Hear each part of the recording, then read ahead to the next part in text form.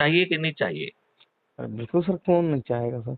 यदि आपको ऐसा व्यवस्था मिल जाए क्राइम की कि आपको थाने में अपनी एफआईआर दर्ज कराने ना जाना पड़े, और यदि आप थाने में जाएं तो जिस समय आप घुसे और हर चीज की रिकॉर्डिंग हो रही है, और आपकी एफआईआर की भी रिकॉर्डिंग, सीसीटीवी तो लगे ही हुए हैं, माइक्रोफोन और लगा दिया जाए, और ये नियम बना दिया जाए कि जो भी आपकी एफआईआर होगी उसमें जो वीडियो रिकॉर्डिंग और ऑडियो रिकॉर्डिंग भी उसका हिस्सा माना जाएगा। आप बताइए कि कोई एफआईआर रिफ्यूज कर पाएगा? बिल्कुल नहीं कर पाएगा। और बटन दबाने पे एक ट्रेंड वॉलंटियर आपके घर पहुंच जाएगा, तो उसे थाने तक जाने की भी मुसीबत नहीं करना है। बिल्कुल। और उसको जो है, यदि कोई गलत एफआईआर करेगा, कोई गलत गवाही देगा, कोई गलत विवेचना करेगा या गलत वकालत करेगा, तो वो जघन्य अपराध बन जाएगा, ऐसे व्यक्तियों को जेल में सड़ना पड़ेगा। तो आज जो चारों तरफ दुष्टता हो रही है, झूठे अपराध कायम कराए जा रहे हैं, झूठे बयान काटे जा रहे हैं, झूठी विवेचनाएं की जा रही हैं, कोर्ट में झूठी जो है ना वकालत करके बहुत सारे इनोसेंट लोगों को जेल में ठूस दिया जा रहा है, इस सबसे मुक्ति मिल जाएगी कि नहीं मिल जाएगी? जी बिल्कुल सर। इसमें कोई दिक्कत है क्या?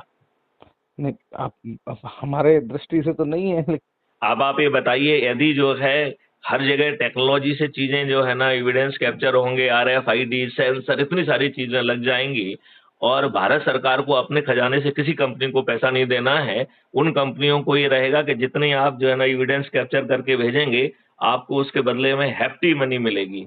मिनिमम 5,000, 10,000, 1 लाख भी मिल सकती है, डिपेंडिंग अपॉन कि उसकी वैल्यू कितनी है। राइट? जी जी अब बिल्कुल। आप बताओ, आपको कंपनी को कोई भुगतान करना पड़ेगा क्या? नहीं करना पड़ेगा। और जितना पैसा हम बांटेंगे, चाहे वो जो है फरियादी को बांटें, गवाह को बांटें, जज को बांटें, पुलिस को बांटें, डिफेंस लॉयर या प्रोसिक्यूशन को लॉयर को बांटें, और नियम कानून में ये प्रावधान कर दिया जाए कि जो जज महोदय हैं, वो जज महोदय जो है केवल जेल कितने साल को भेजना है, केवल इस बात का निर्णय लेने की क्षमता जज की होगी। वो जो है कितना फाइन लगना है वो कैलकुलेटेड होगा। तो जितना सिस्टम पैसा बांटेगा उससे 2 से मल्टीप्लाई करके जो है वो अपराधी को अर्थदंड होगा, जी। और उस अर्थदंड को यदि भुगतान करने की स्थिति में नहीं है तो वो जेल जाएगा, और जेल में उसे श्रम करना होगा। तो श्रम का एक हिस्सा जो उसके भोजन आदि पे खर्च होगा वो आएगा। तो जेल का भी जो है ना खर्चा जो है ना भारत शासन पे नहीं आएगा, और जी जी। जो एडिशनल होगा वो जो है ना उसकी भरपाई उसे करना है। यदि कोई व्यक्ति यदि भरपाई नहीं कर पाएगा, तो उसकी वो लाइबिलिटी उसके बच्चों पे ट्रांसफर होगी। अब बताओ, बच्चों का प्रेशर जाएगा कि नहीं जाएगा कि साले बाप तू जो है अपराध क्यों कर रहा है? हाँ, अभी तो फैमिली की जिम्मेदारी तय नहीं होती। ना फैमिली की जिम्मेवारी है भाई, आपको एसेट मिलती है तो लाइबिलिटी भी मिलेगी।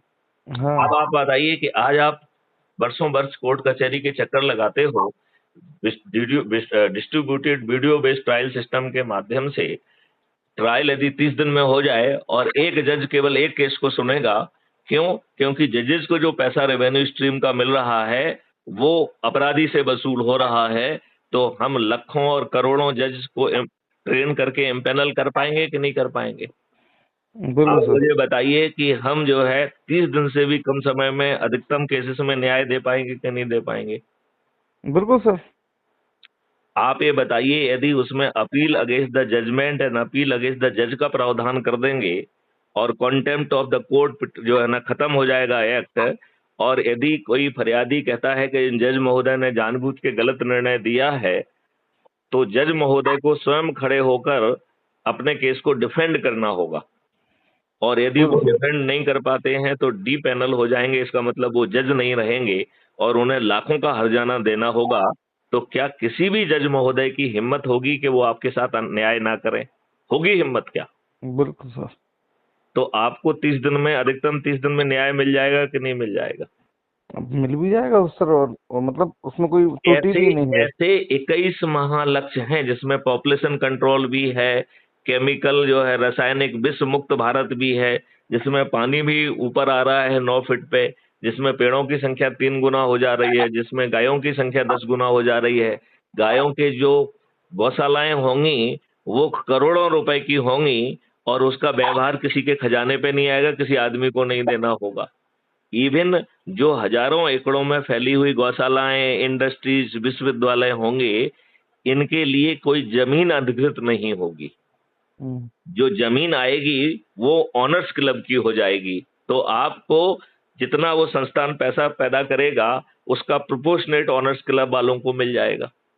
तो आप बताइए, कोई अपनी जमीन से बेदखल नहीं होगा, कितनी प्यारी व्यवस्था होगी। बिल्कुल सर। तो ऐसा अद्भुत भारत पैदा करने के लिए संजय शर्मा जी, आप स्वयं चंद्रगुप्त या महाचंद्रगुप्त बनने का प्रण क्यों नहीं ले सकते? ना बन पाए कोई बात नहीं, नहीं बन पाओगे तो भी कम से कम अच्छा भारत तो मिल ही जाएगा ना। नहीं नहीं, बिल्कुल सर। तो क्या आप चंद्रगुप्तों और महाचंद्रगुप्तों को खोजने में मैथिली शरण गुप्त की मदद करेंगे क्या? नहीं नहीं, बिल्कुल सर। मतलब अभी अच्छा, क्या अब है। मैं आपसे कुछ क्वेश्चन पूछ रहा हूं, यदि आपने अभी तक नहीं किए हो तो कर लें। पहली बात, जी। क्या आपने crime free Bharat YouTube channel को सब्सक्राइब किया है?